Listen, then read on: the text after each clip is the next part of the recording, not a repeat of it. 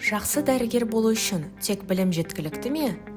Әлде оның жүрегінде мейірім, бойында әдебі, сөзі мен ісінде әділет болу шарт па?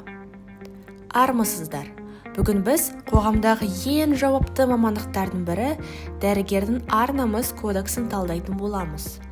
Осы тақырып аясында бірге ойланайық.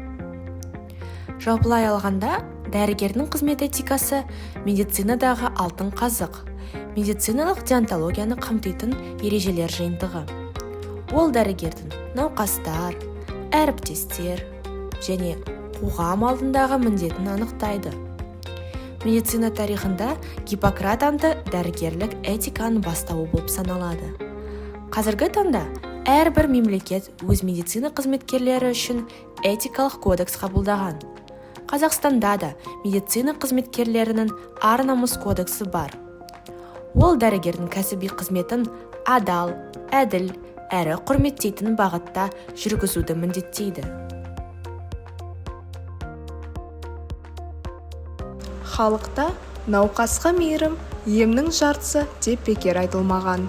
Бұның негізіндегі ар-намыс кодексінің маңызы бұл бейтараптық, мейірімділік және адалдық нормаларын сақтау арқылы халыққа сапалы көмек көрсету. Кодекс ұжымда сыйластықты қадағалайды, ал сыбайлас жемқорлыққа қарсы.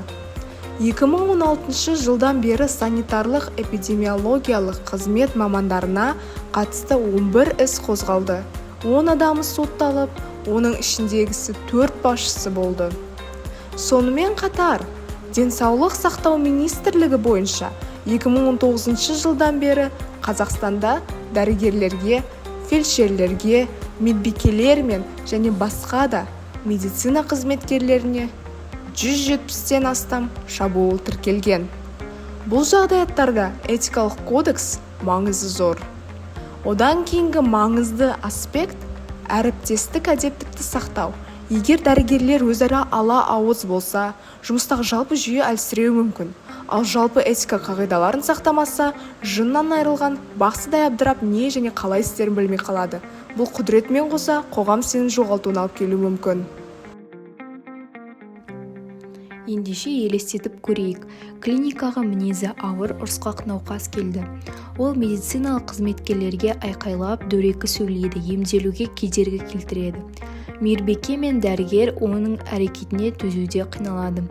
Бірақ науқастың денсаулығы нашарлап баруда. Дәрігер оны емдеуді жалғастыру керек пе, әлде өзіне және ұжымына құрметсіз қарым-қатынас үшін емдеуден бас тартуға құқылы ма? Оның жауабы оңай емес, бірақ дәрігер ол адам жанының арашасы. Медициналық этика бойынша науқастың мінезіне қарамастан кәсіби міндетін атқаруы керек. Әр адам медициналық көмек алуға құқылы. Дегенмен қауіпсіз әрі құрметті ортаны сақтау үшін дәрігер науқаспен шекара қою тиіс. Коммуникацияны жақсарту жолдарын іздеу керек, себебі жақсы сөз өмір шырыны екені бәріне белгілі. Қажет болса психолог көмегіне жүгінген дұрыс. Ем көрсетуді тоқтату тек төтенше жағдайда қарастырылады. Қорытындылай келе, жақсы дәрігер жан шипасы. Ал дәрігерге білікті болу үшін кодексті сақтау маңызды.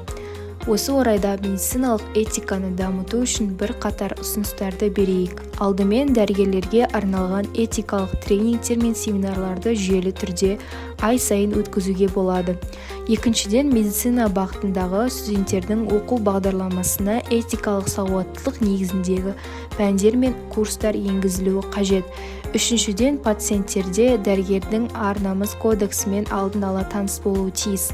Сондықтан аурухана веб-сайттарында немесе ұялы қосымшаларда куки қабылдау саясаты түріндегі келісім жүйесіне негізгі қағидаттарды енгізу қажет.